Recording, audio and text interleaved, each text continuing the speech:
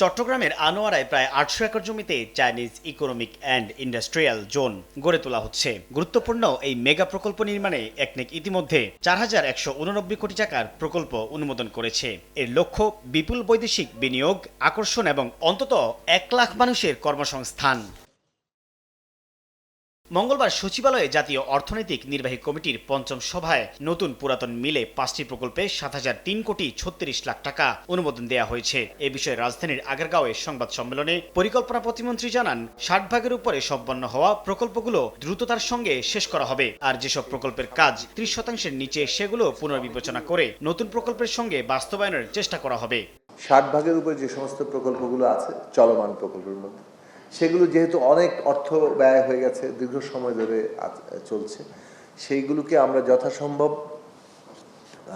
তাকে র্যাশনালাইজ করে এগুলোকে শেষ করার দিকে যাচ্ছি।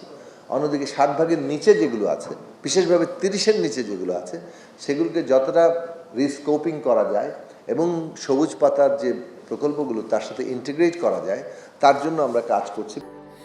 স্যান্ডেলিনা সো, রূপচর্চায় আভিজাত্য।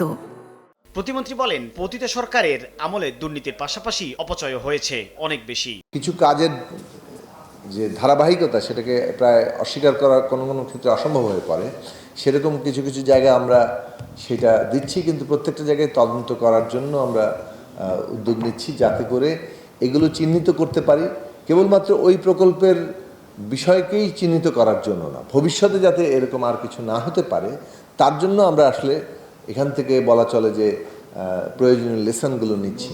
এছাড়া পানি সম্পদ মন্ত্রণালয়ের অধীনে ৩টি প্রকল্প পাশ হয়েছে। শিক্ষা মন্ত্রণালয়ের অধীনে ১টি উপজেলায় ১টি করে টেকনিক্যাল স্কুল ও কলেজ স্থাপন প্রকল্প অনুমোদন দেওয়া হয় একনেক সভায়। প্রকল্পগুলোর মধ্যে সরকার অর্থায়ন করবে ৪,৫৩৬ কোটি ১০ লাখ টাকা এবং ঋণ নেওয়া হবে ২,৪৬৭ কোটি ২৬ লাখ টাকা। এই প্রকল্পটি প্রথমে সাইফুল ইসলাম, সময় সংবাদ, ঢাকা।